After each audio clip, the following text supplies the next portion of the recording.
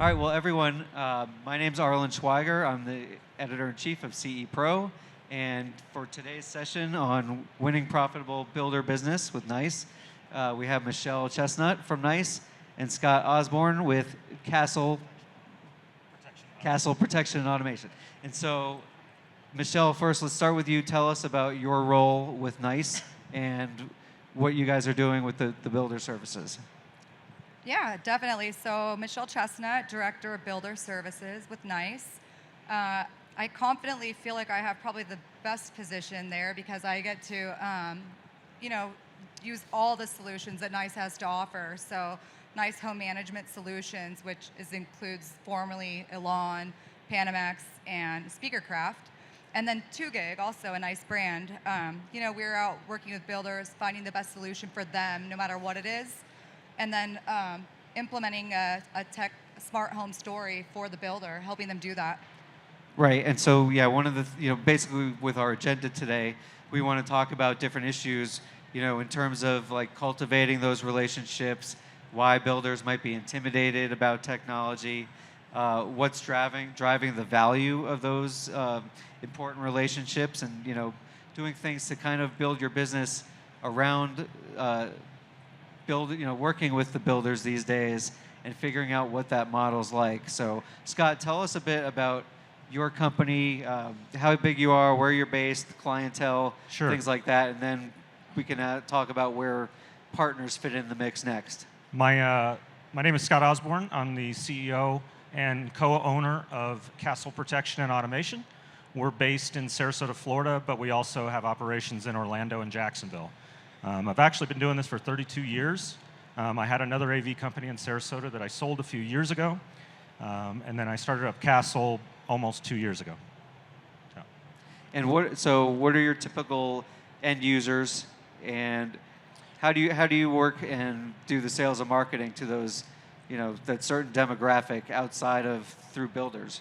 Well, we really rely on builders. I mean, the core business that we have is to go after builders because I believe that you can chase those custom homes, but once you're done with that one custom home, you're waiting for the next one. If you can land builders that build 200-300 homes a year, I've got a constant flow of customers coming in. And then one of the things that we do is when we make a deal with a builder, we have to absolutely meet with every client. Even if there's a standard in every home, we do that as cheap as we can for the builder, but obviously our goal is to get in and sell upgraded packages, get security monitoring, and get a lot more. So Scott, over the years then, how have you been able to make connections with builders, find them, and especially the particular ones that you're looking for, sort of the volume builders? I know certainly Florida has been a hotbed for new construction over the years, and so for the integrators out there who might be in some of those states like Florida, like where I live in North Carolina, Texas, California, where they're really just building lots of homes, how do they even make contact? We actually started out really just going after production builders, and I would hire a couple salespeople, to go out and constantly, visit them in their showrooms, their offices. But it's difficult. It's a long process. I mean, it takes in some cases years. I'm still working on builders that I haven't closed yet that I started when we started Castle almost 2 years ago. But you got to be persistent. You got to offer something that no one else offers, and you still got to, even if they say no, you still got to be around because the integrator they use now might screw up, and we want to be there. We want them to know our names, and we want to be the first call they make. So. Michelle, let's talk about the technology infrastructure in working with builders, and we'll have you start, and then Scott can talk about this as well. Obviously, like you were talking about before, NICE has the resources with all of the previous brands that are now under the NICE name, but you could certainly have a lot of offerings that you're bringing into your services program, but you're also talking to dealers, you're helping them connect with builders. What are some of the things that you're talking about in the discussions where, all right, here are all the sort of points that you want to reach, and then you probably, you're that, like what they call sort of the one-stop shop of why working with NICE can help you in that situation? Yeah, I like to call it one throat to choke, right? We definitely hear that one too. Goes a long way, yeah. So with that being said, we really talk, and like you mentioned, technology is extremely confusing to builders, and that's a lot of times why they just shut it down. So our program really does help simplify it by breaking it down into, three really segments of the technology infrastructure, the standard, and then the personalization packages. So really, and that like the technology infrastructure, like you mentioned, is really just the start of it. It's so important to build all of it off of. Me and Scott talk about it a lot, about how that's even changed in like the recent years. It's not necessarily just running wires to some key locations. Now it's, definitely internet. Nobody wants to move into a home that doesn't have internet right away. And Right, that's become one of the absolute must-haves, and not only that, but with the size of today's homes, just a robust whole networking system is certainly among those. Scott, how about you? Tell us about how the evolution of technology that you're bringing to builders as potential solutions, how has that changed over the years that you've been working with them, and what are resonating with them right now?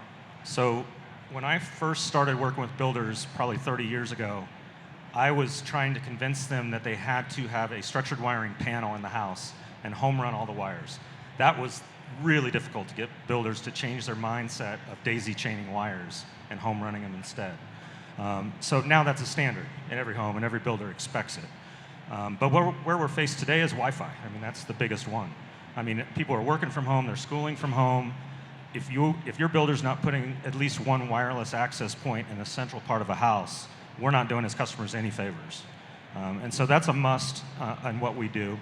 Another thing we do is we have a platform in every single home. We use the 2 gig edge from NICE, and that allows us to, even if they don't do security, that's a hub for any home automation devices they want to do. So if they want to control the garage door opener, smart door lock, thermostat, we've got that as the hub in there, and then naturally we can talk about security and hopefully get a security monitoring contract. But I can tell you one of the newest things that we're doing, we have a whole neighborhood down in Punta Gorda, and the builder actually brought this up to me, and I think it's a fantastic idea. They said, look, with fiber optics now coming directly to the house, don't run a Cat 6 and an RG6 to the outside of the house. That's useless to me. It says run a conduit directly from the outside of the house into the attic and down into the structured panel. And so now the fiber optic device can go directly in with no connections, and their main box that normally would sit in the garage or on the outside of the house is now in an air-conditioned space. And you can go directly into a router. We usually supply all of our routers.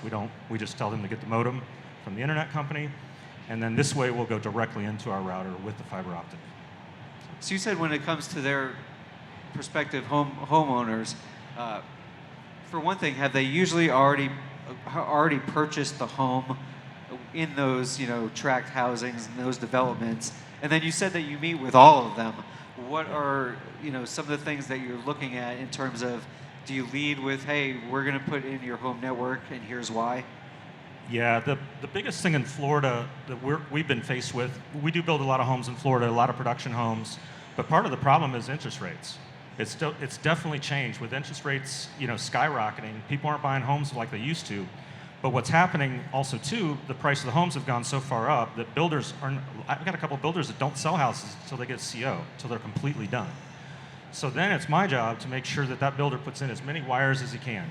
And as many wires as I can convince him to do. Speaker wires, a stub out outside for future landscape speakers, big time important for us. Builders aren't always going to put in the speakers, but at least if I can talk them into putting in as many wires as possible, that helps me later, because we will see a customer at some point. I mean, we do get the closing list. They are selling these homes. And as soon as they do, we have somebody to contact the customer, and hopefully we have enough infrastructure in there that we can add speakers and other things. Well, and speaking of speakers and being able to add things through future-proofing, I just want to ask both of you your opinion on, how being able to win the builder business just helps you with the ongoing customer relationship. Is it, it's not, it can definitely become more than a transactional relationship that first time when you say, hey, all right, here are the things that are in there, but how does it impact you being able to go back and say, hey, we have this now, we couldn't offer you this before, or even if it's like an AV system going from 1080p to 4K, or what they need to do? Yeah, so when we get monitoring, and we don't do the best job of this, but we really need to, is when we get monitoring, we try to sell a QSP, a quality service plan.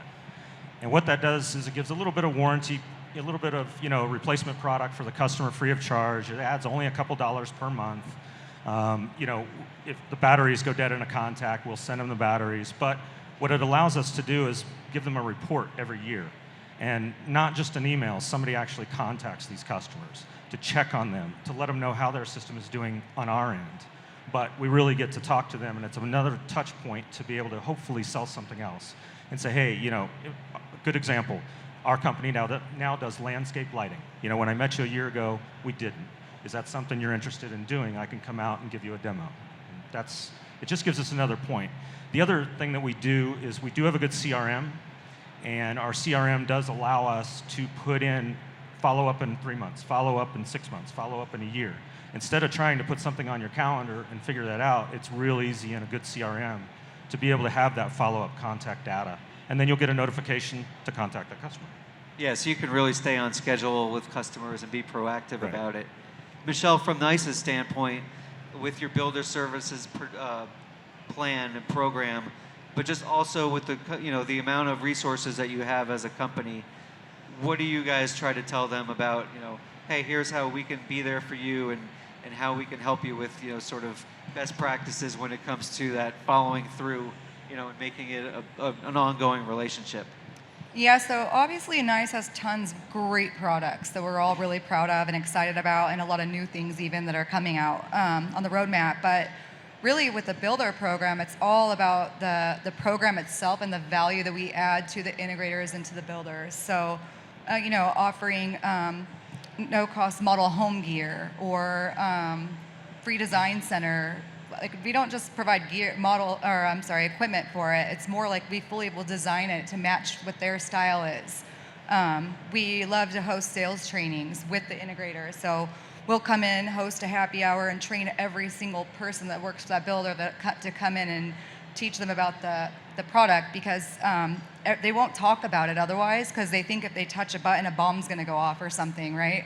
So getting everyone really comfortable with it, Is that something that you usually have at a NICE facility, or is it you go to the builder and show them, hey, here's what's going to be in your model home? They've done it for us, and they've actually flown in, and it's usually at a design center or model home for the builders. And we sponsor, get realtors in, not just for that builder. If they work with a realtor network, they invite all them in. The local, builder chapter will usually help and assist. And so they do make it a big event. It's really helpful. And to the builder, it's free of charge. To us, it's free of charge. So we take advantage of it. Yeah. Absolutely. And then additionally, we'll do brochures just so they have some sales literature right in front of them that they can to show to the potential home buyers, like, hey, look, this is what your home comes with.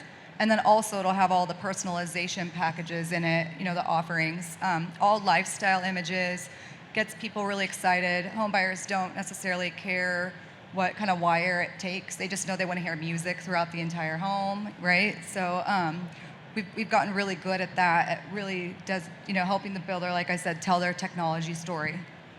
Yeah, and in terms of that collateral that you're able to provide, tell us about how that process works when a dealer says they want to be part of the program. What's that kind of onboarding, things that you're going to get them involved in, and again, any sort of training or further support for the builders and other trade partners, because I know you're also trying to cultivate those relationships. Correct. Yeah, so it's pretty simple. I always say I could be as involved as you want me to be, or as not involved. So sometimes, integrators will call me in and ask me to meet with the builder, trying to win that business. So from there, we really work with the builder. We help the builder understand why the standard is so important. Installing just a cost-effective standard for multiple reasons. Number one, buyers expect it in their new home, right? So they're expecting it. It helps with operational cost savings for the builders, which that's something they love to hear, right? You don't need to have a guy running around with keys locking up at night, the models, right? You can have all of that automated on a master dashboard even. So, showing them the advantage of that. And then, you probably are the best at this, actually, from the time we onboard till like we start building brochures out. Yeah, I mean, it really starts with builder education, educating them on what the standard should be. And then from there, it's, okay, what personalization packages are we going to offer on top of that? And letting the builder know that, most builders have a markup, that you want to have as much in the standard that as possible that will allow me to sell more upgraded packages. Because on most of the packages that we sell, the upgraded ones, if the builder, if the customer selects 2 or more, it typically pays for the standard system that the builder's putting in anyways. So it's a wash for them. They got a happy customer, and they didn't put any money in. So it really is a good trade-off. And I can tell you that 80% of the time, if somebody buys anything, they buy at least 2 packages. I mean, we have the customers that don't want to upgrade anything, don't want to spend anything, but most of the time they do. I mean, we offer a Wi-Fi package. Almost every customer buys that. The audio package and security package. We sell those all the time. So, Scott, when you guys talk about these standards, what exactly does that encompass when you're saying there's the standards and then there's the upgrade packages, personalization?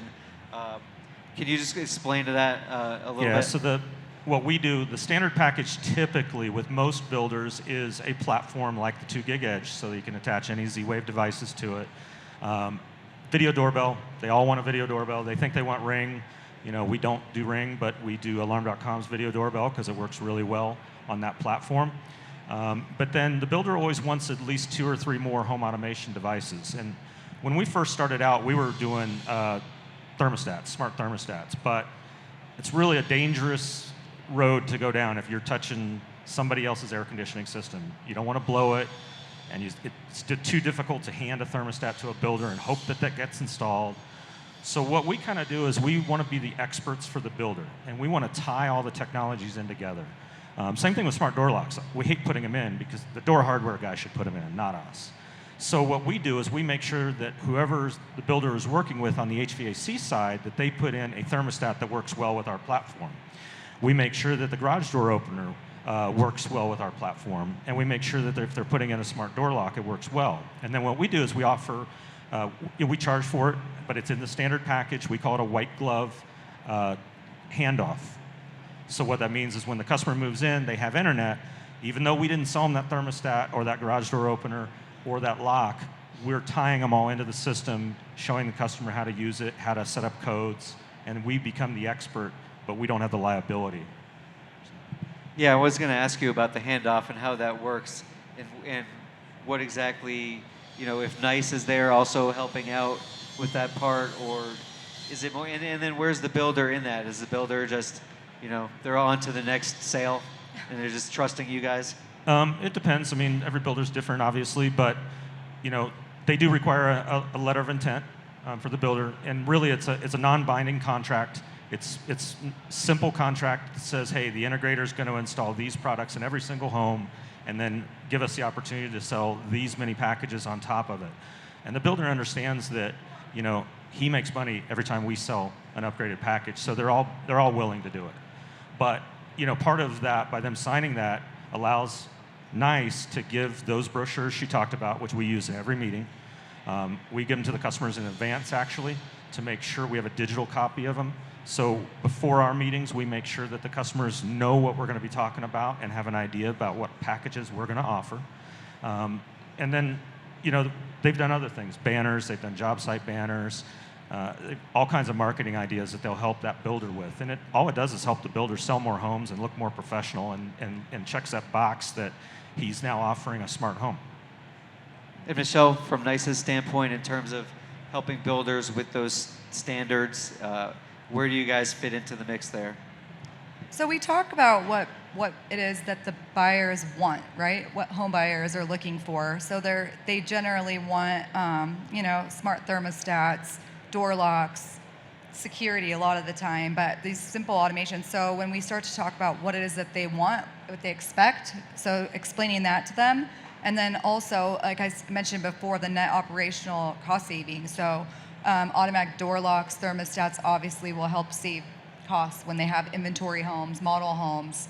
So that's one way that we do that, really. Yeah.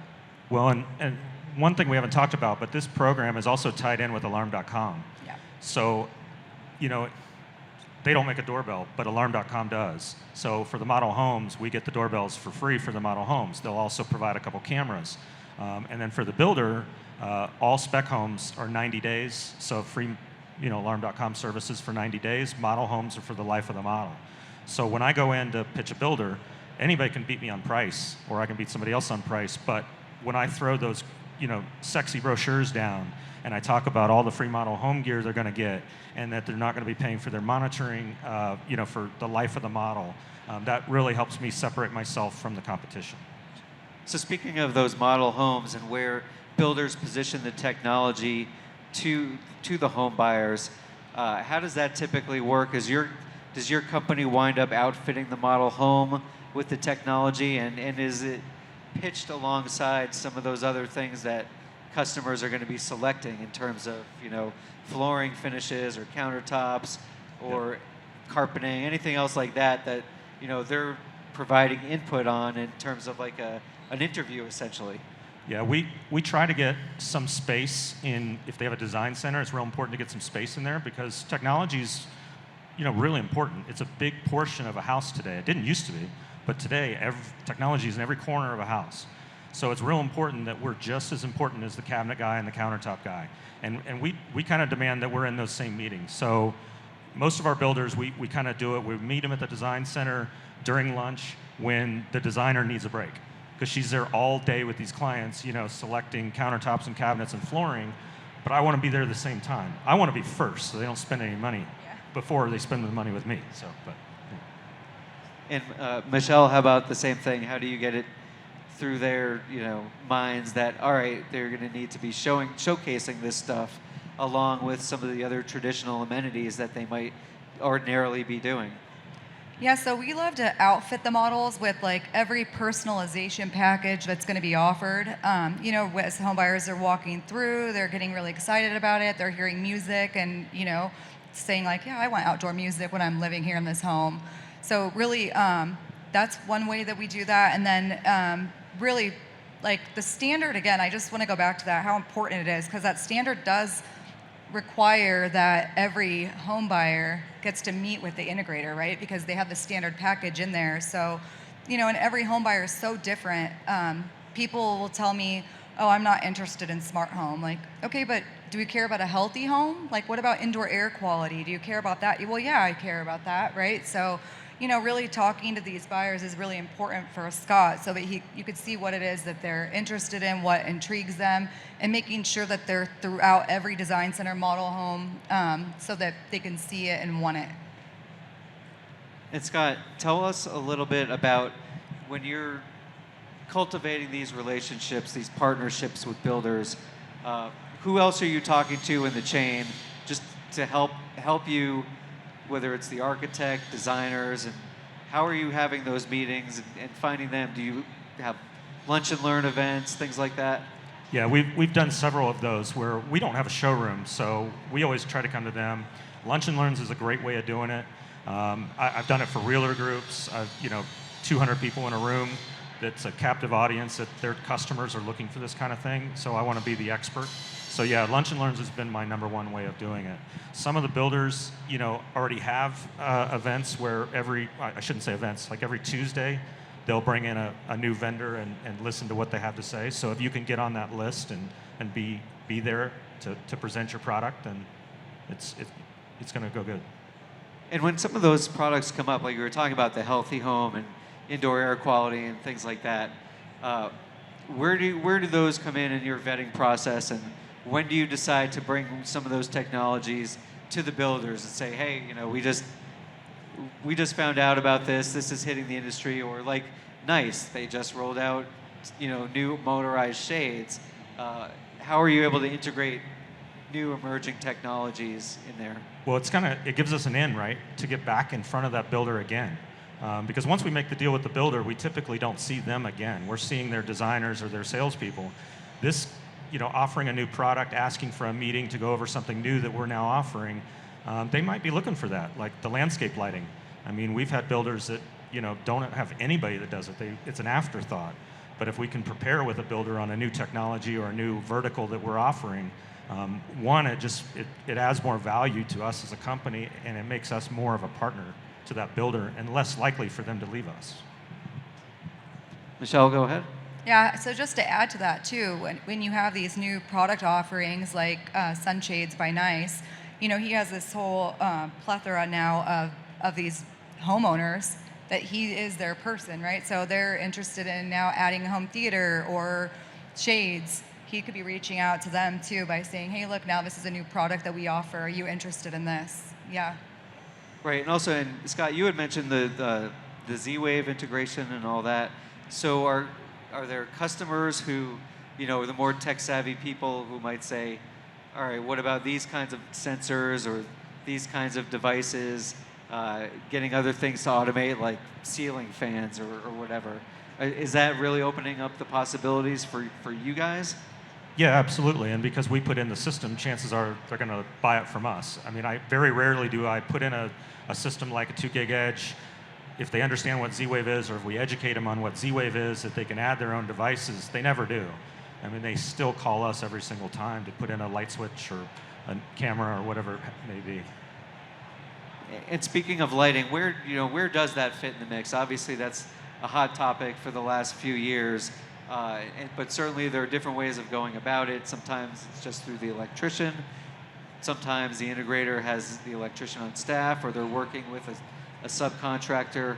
Where do the lighting fixtures, which now we know kind of have to be planned for pretty early in the process, where have you found that fitting into those conversations with builders and developers?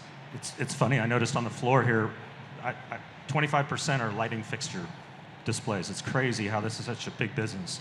We don't sell the fixtures, we sell the control of the lights. So we sell Z-Wave lighting, we sell Lutron, and most of the time, it's not the easiest to work with an electrician during the process, and because these switches can just be placed in after the fact, we usually do it after the fact. We have a licensed electrician on staff, so he does all of our lighting. We even have a builder that offers it as a standard. 10 loads of light in the house as a standard package to every one of his customers, and that really helps us, because if we're only controlling 10 loads, now we can meet with the customer and have a package to complete the house and cover the entire house. And even if they don't do it at the time of the first initial design meeting, that's a touch point, right? Where we can contact them later and, are you ready to get more lighting in your house? Oh yeah, it's great, it works fantastic, let's add it. So it gives us an after sale.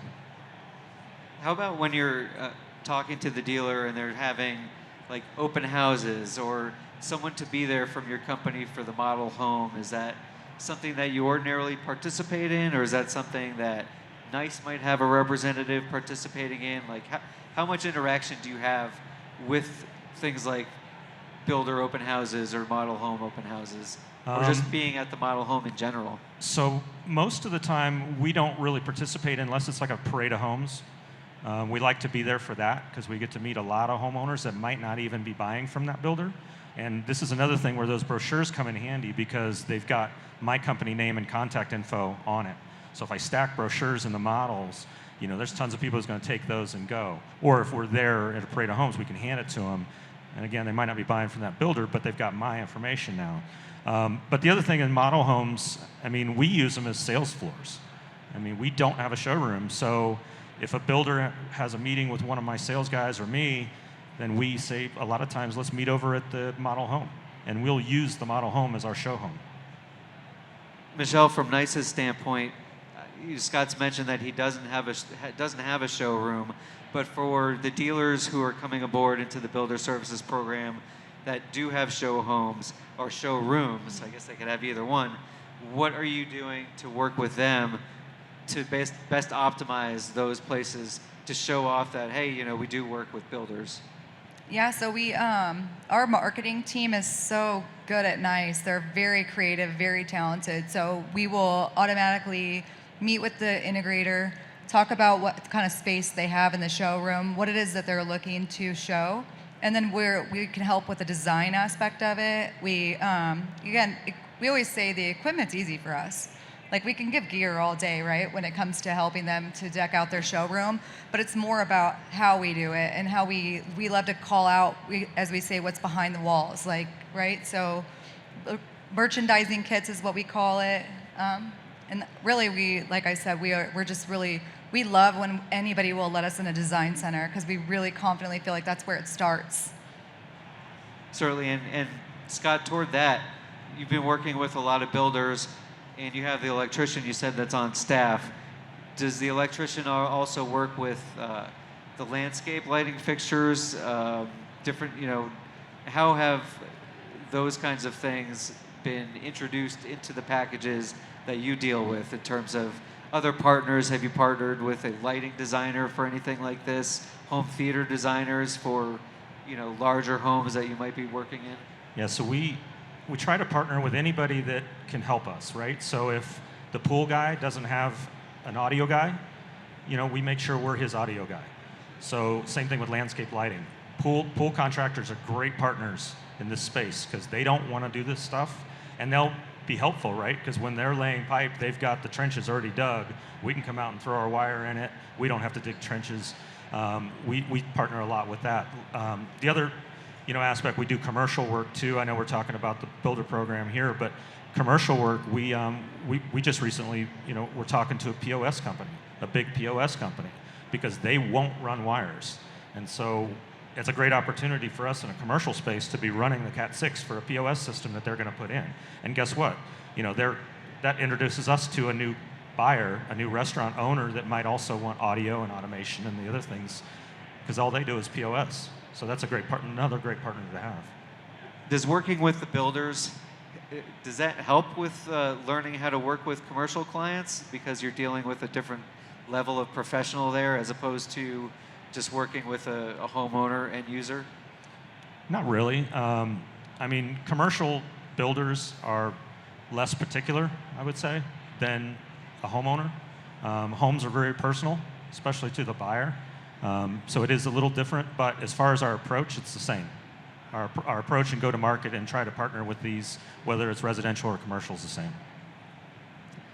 And Scott, in terms of just sheer, efficiency as profitability that you've experienced from doing more with the builder services, what are some things that you could point to where you look at your bottom line beforehand, you look at how NICE is helping you along with this now, and maybe how your builder development or your relationship with them has changed a little bit over the years, but how are you really seeing results on your bottom line by being not only working with builders, but having a vendor like NICE being able to support you with a program like this? Well, partnering with NICE has certainly helped us get bigger builders than we could ever get. They've in some cases, started the relationship at a builder trade show, and we didn't even have that builder on our radar. And then they mentioned, for example, they build in Sarasota, and she might tell me that we have a good integrator in Sarasota you need to meet with, and so we do get leads that way. So I wouldn't get these big builders for sure without the help and without the marketing help and the other assets that they give you. But it certainly helps, for sure. Michelle, what would you like to add to that in terms of how you hope, that this program helps dealers with their bottom line, and including, just like Scott was saying, connecting them with different builders that they might not know about?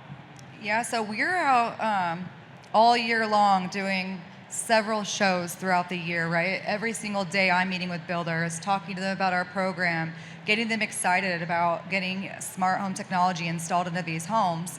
And when I ask them, I always ask, do you have a low voltage person that you're happy with? Usually they're electricians doing some of it, right? Or they really don't have a person. So that's really the first step, is making sure they understand, like, you really need to have an expert in this field in order for their program to be successful.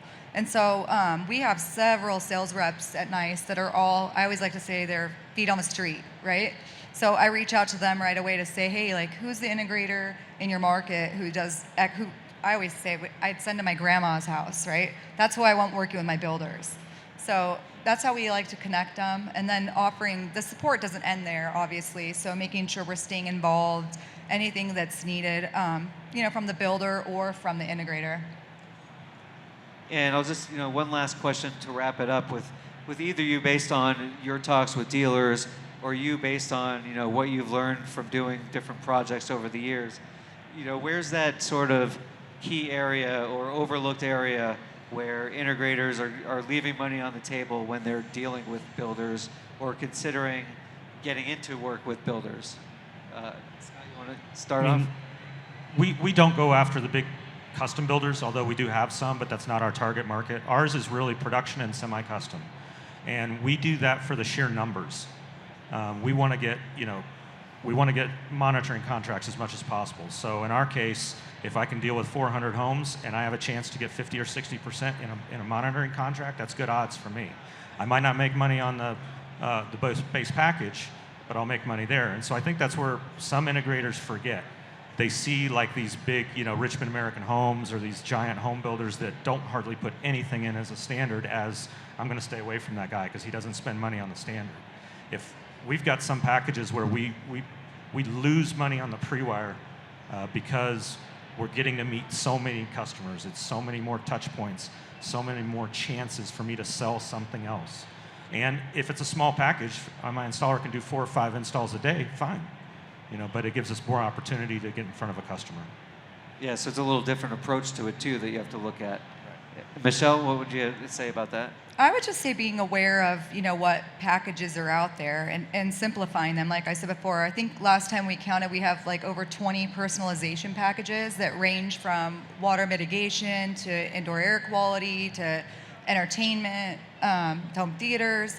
So really just understanding like you have a bunch of packages that you could offer, and these home buyers are going to want something, right? So making sure that you're being available to them, providing them with what it is that they want. And just another one to wrap us up here. As we're heading into 2024, certainly we're going to see a lot of technology on the show floor. And then there's right into the Builders Show in early February, I believe it is. What are you guys eyeing heading into next year as, okay, this might be the next big thing that, we can really attract builders to this device or this platform, anything like that? For my company, it's lighting fixtures.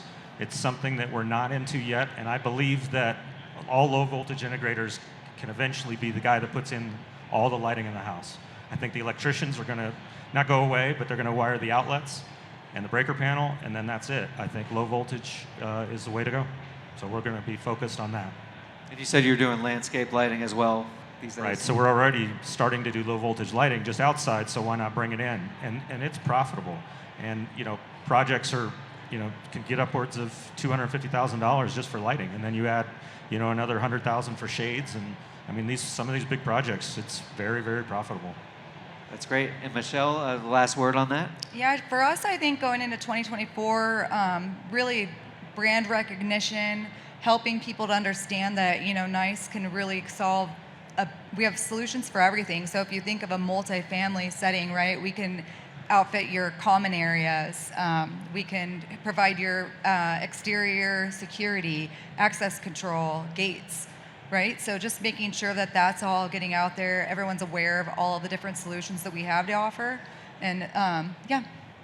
Yeah, and that's pretty much, if I remember correctly from IBS, having seen that, and I don't know if it transferred here, but clearly at that show, that informed the way you guys structured your booth too, because it was sort of that one narrative weaving through from different type of building to another, right? That's correct, yeah. So like I said, it started with the gate, right? And then gaining access onto the property, and then from there getting access in and out of buildings. So security is a really top high priority in that situation. Surveillance, license plate readers, even, right? So really, we do have it all. Great. Well, thank you guys so much for being a part of this panel. Thank NICE again for sponsoring the entire Smart Stage schedule as well as this event. Does anyone in the crowd have questions that you'd like to pose to them? We have the microphone set up right in the middle there if anyone would like to start us off. No, you can't. Or from over there if you voice carries. All right. Well, if that's it, again, Thank you, Michelle. Thank you, Scott. And thank you guys for attending today. Enjoy your time on the show floor, and hopefully you'll be back for more sessions. We've got an entire Thank you. afternoon full as well. Cool.